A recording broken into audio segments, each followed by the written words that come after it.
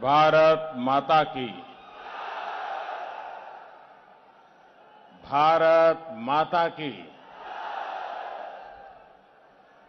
भारत माता की। देश के आजादी और विकास में बहुत बड़े योगदान के धरती चंपारण मोतिहारी में राउर सभी भाई बहन के प्रणाम अभिनंदन। हमार अहोभाग बा कि सीता मैया अरे राज सोमेश्वर महादेव, भगवान बुद्ध, भक्त ध्रुव, महर्षि वाल्मीकि रामायण के रचना स्थल गजग्रास स्थल के उद्धार स्थल और महात्मा गांधी के आंदोलन से जुड़ल रहल पवित्र माटी पर आप सभी के बीच फिर आयल के मौका भी मिल बाटे।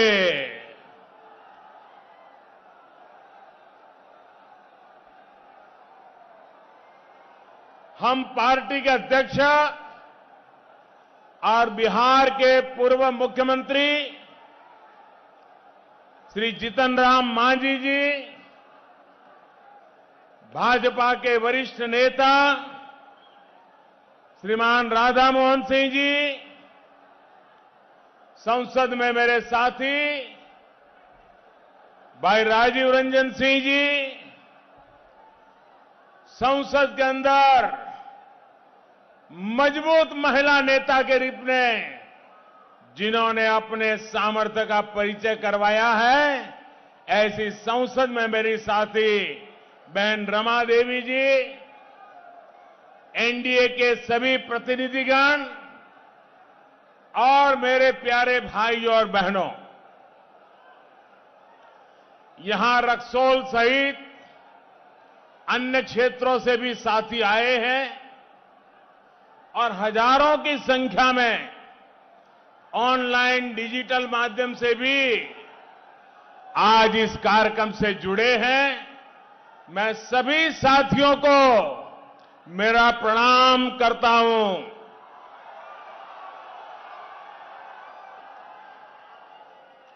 भाइयों और बहनों, चंपारण में, मोतिहारी में आना तो बहुत बार हुआ है, लेकिन अयोध्या में भव्य राम मंदिर का निर्माण शुरू होने के बाद आज पहली बार आपके बीच आया हूं।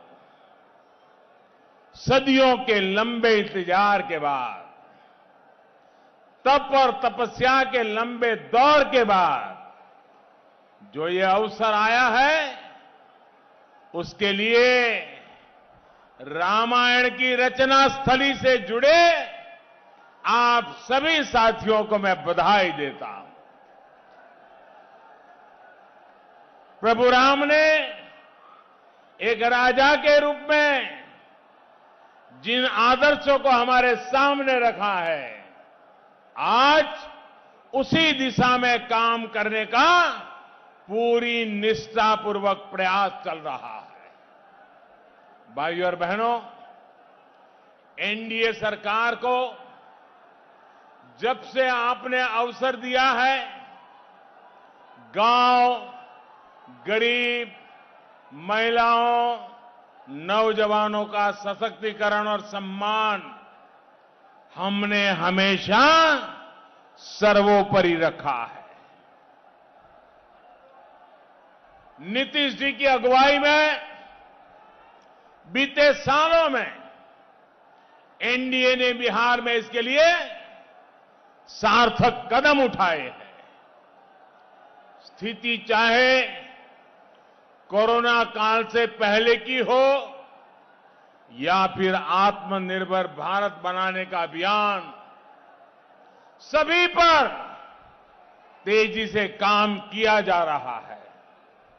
भाइयों और बहनों, जब कोरोना का संकट देश में आया तो सबसे पहले गांव, गरीब और किसान के बारे में ही हमने प्राथमिकता देकर के कदम उठाए।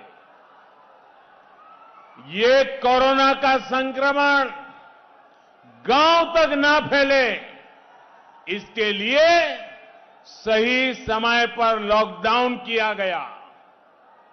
गरीब परिवारों को भूखा ना सोना पड़े, इसके लिए दिवाली और छठ पूजा तक मुफ्त राशन की व्यवस्था की गई। गांव में फसल की कटाई और बुआई चलती रहे, इसके लिए भी हर जरूरी कदम उठाए गए। भाइयों और बहनों, कटाई और खरीद के साथ साथ लॉकडाउन के दौरान बुआई के लिए भी किसानों को हर जरूरी सुविधाएं उपलब्ध कराई गई। बिहार में भी आपने अनुभव किया होगा कि मुश्किलों के बावजूद बीज और खाद की उपलब्धता कभी भी कमी नहीं होने दी गई, सारी व्यवस्थाएं पर्याप्त रखी गई। लॉकडाउन के दौरान बिहार के किसानों के खाते में पीएम किसान सम्मान निधि के जो सैकड़ों करोड़ रुपए पहुंचे, उससे भी उनको बहुत लाभ हुआ। साथियों, बिहार के जो श्रमिक परिवार दूसरे राज्यों से लौटे हैं, उनके राशन से लेकर के रोजगार के लिए इस दौरान गरीब कल्याण रोजगार अभियान चलाया गया है। इसके तहत एक गांव में ही श्रमिक साथियों को रोजगार तो उपलब्ध कराया ही जा रहा है, जिनके पास राशन कार्ड नहीं है उनके लिए भी मुफ्त राशन की व्यवस्था की गई। अब पूरे देश के लिए एक ही राशन कार्ड बनाया जा रहा है, ताकि देश भर में कहीं भी हमारे श्रमिक साथी अपने हिस्से का राशन ले पाएं। साथियों, श्रमिक साथी जब गांव से शहरों की ओर जाते हैं तो गांव में अपने घर को लेकर उनके मन में आशंका रहती है, चिंता रहती है। पता नहीं वापिस जाएंगे तब घर हमारे पास होगा कि नहीं होगा। अब देश के अन्य राज्यों में एक बहुत बड़ी योजना शुरू की गई है, जिस योजना का नाम है स्वामित्व योजना। इस योजना के तहत गांव के घरों के, गांव की जमीन के कानूनी दस्तावेज दिए जा रहे हैं, मालिकाना हक दिया जा रहा है। जैसे ही बिहार में नीतीश जी फिर मुख्यमंत्री बनेंगे, एनडीए की सरकार बनेगी, तो यहां भी चुनाव तो पूरा होने के बाद ये योजना तेज गति से आगे बढ़ाई जाएगी।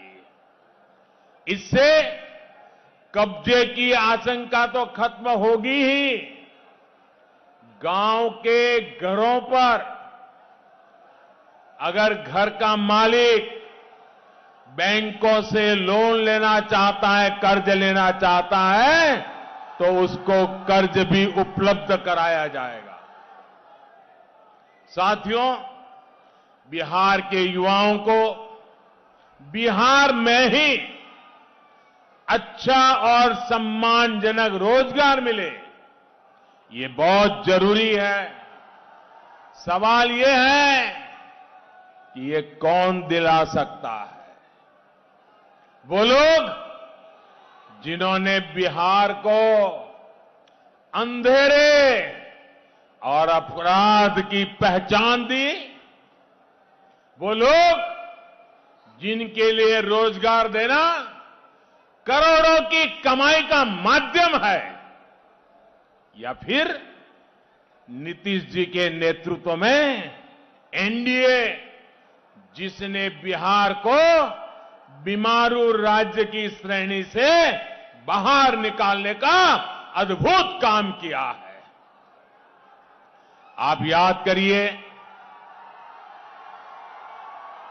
जंगल राज की हालत तो ये थी कि जो उद्योग, जो चीनी मिलें दशकों से चंपारण और बिहार का हम हिस्सा रही है, वो भी सारी की सारी बंद हो गई।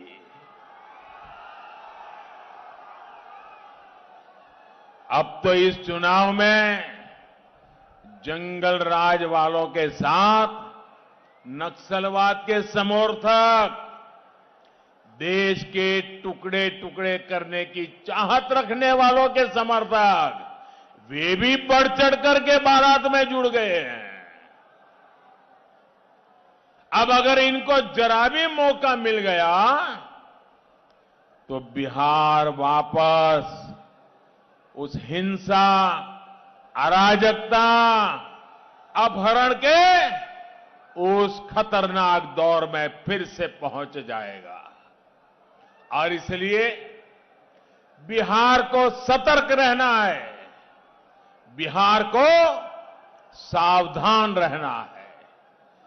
जंगल राज के युवराज से अलर्ट रहना है।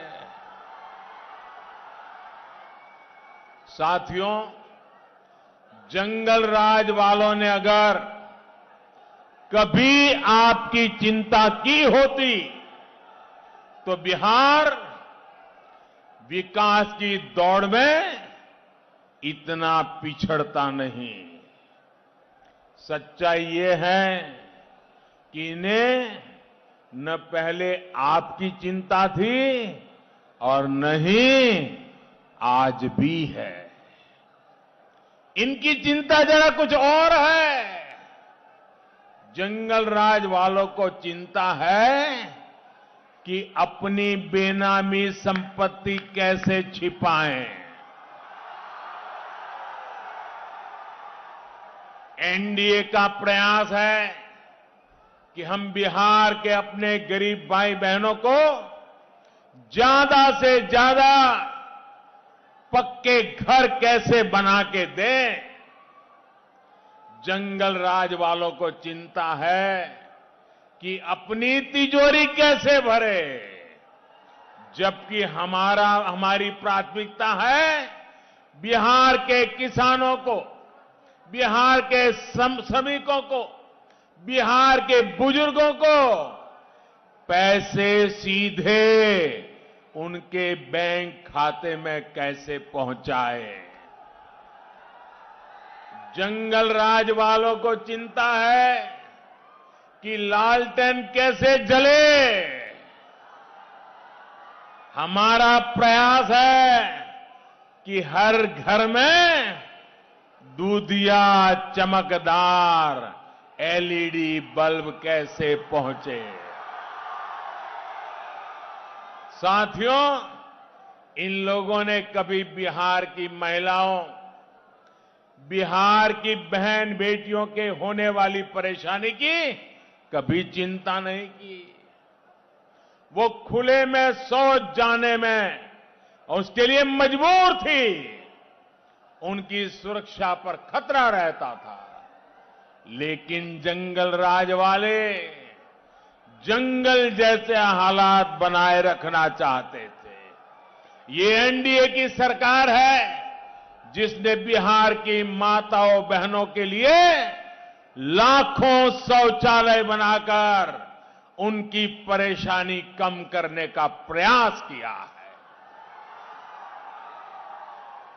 साथियों, मुझे याद है कि जब उनकी इस तकलीफ के बारे में मैंने लाल किले से बात की थी तो ये लोगों ने किस तरह मेरा मजाक उड़ाया था। पर मुझे खुशी है कि आज आप सभी ने मिलकर बिहार के 38,000 से ज्यादा गांवों को खुले में शौच से मुक्त कर दिया है। मैं पिछले साल चंपारण में सत्याग्रह से स्वच्छाग्रह कार्यक्रम के समापन पर आया था। चंपारण सत्याग्रह के 100 साल पूरे होने पर स्वच्छता का ये प्रयास करके इस क्षेत्र के लोगों ने राष्ट्रपिता महात्मा गांधी को सच्ची श्रद्धांजलि दी है और इसलिए मैं यहां के लोगों का जितना नमन करूं, जितना आदर करूं, उतना कम है। भाइयों और बहनों, आज बिहार प्रगति के जिस पथ पर है, वो बिहार का भविष्य और मजबूत करेगा, उसे और गौरवशाली भी बनाएगा, वैभवशाली भी बनाएगा। एनडीए के हम सभी साथी मिलकर इसी सोच को साकार करने में लगे हैं। जंगल राज का अंधेरा बिहार पीछे छोड़ चुका है। अब नई रोशनी में डबल इंजन की ताकत के साथ विकास का लाभ हमें बिहार के हर व्यक्ति तक पहुंचाना है। यही वजह है कि मां गंगा पर कहीं सबसे बड़े पुल बन रहे हैं, तो कहीं पर नए एयरपोर्ट, नए हाईवे बन रहे हैं। जिस बिहार ने चाणक्य के अर्थशास्त्र को प्रेरणा दी, आज वही बिहार गैस आधारित अर्थनीति की दिशा देश को दिखा रहा है। एनडीए के सभी साथी आत्मनिर्भर बिहार के संकल्प के साथ हर कदम पर बिहार के लोगों के साथ खड़े हैं। साथियों, आत्मनिर्भर बिहार यहां के हर युवा की आकांक्षाओं को पूरा करने का एक पक्का रोड मैप है। आत्मनिर्भर बिहार यहां के गांव के सामर्थ्य को पहचान दिलाने का मार्ग है। आत्मनिर्भर बिहार गांवों में उद्यम के, रोजगार के अवसर तैयार करने का अभियान है। आत्मनिर्भर बिहार बिहार के गौरव, बिहार के वैभव को फिर से लौटाने का मिशन है।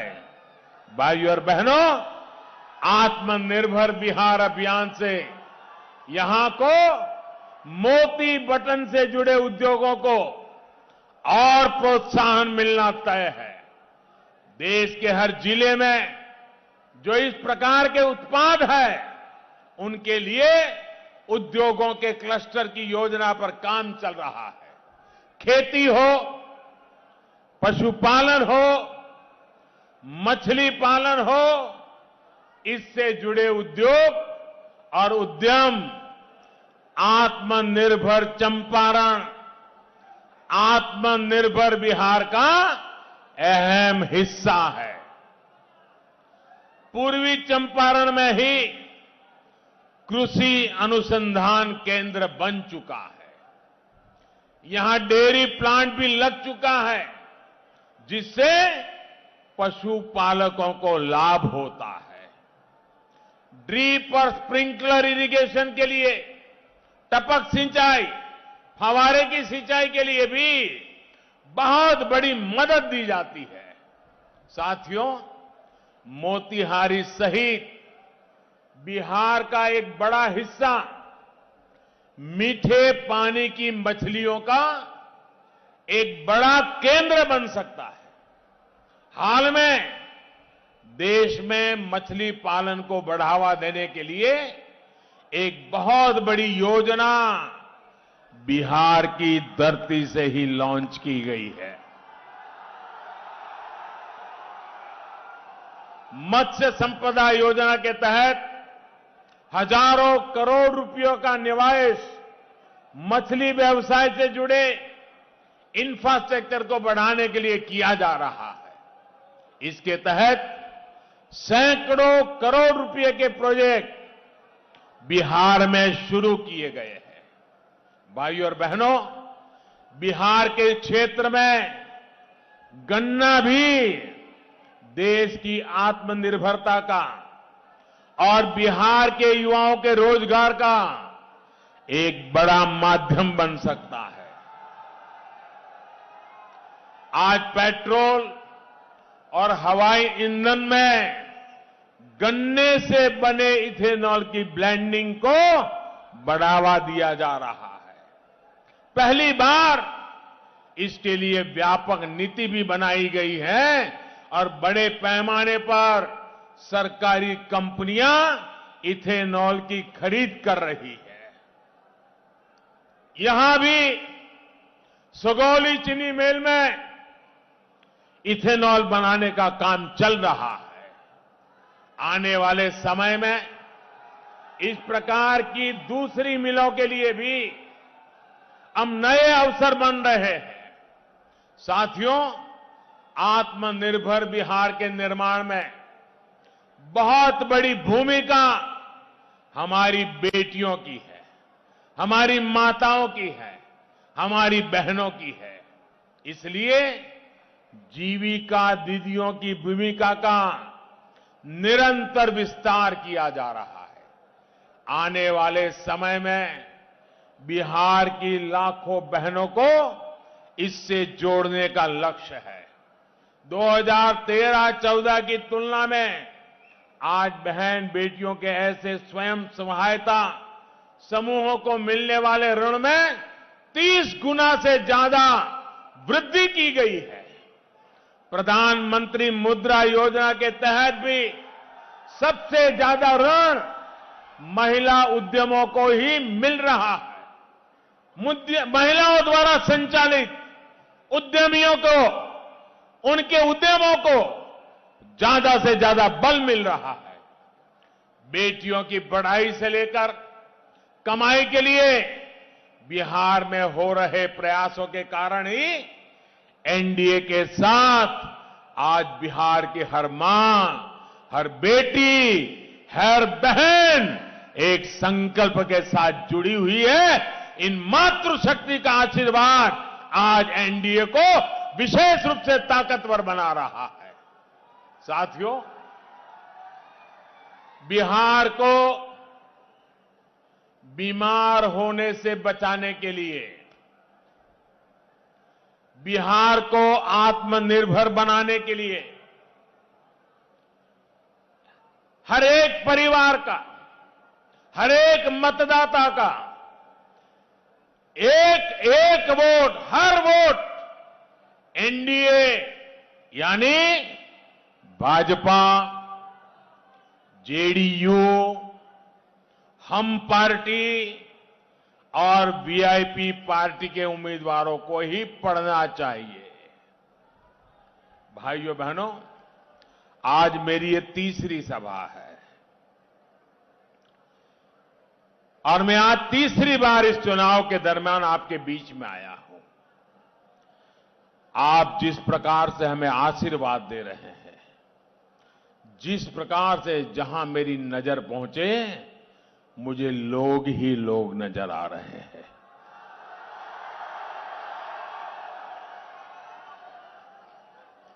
ये दिल्ली में जो पॉलिटिकल पंडित बैठे हैं ना, थोड़ा सा नजारा देख ले, पता चल जाएगा 10 नवंबर को क्या होने वाला है।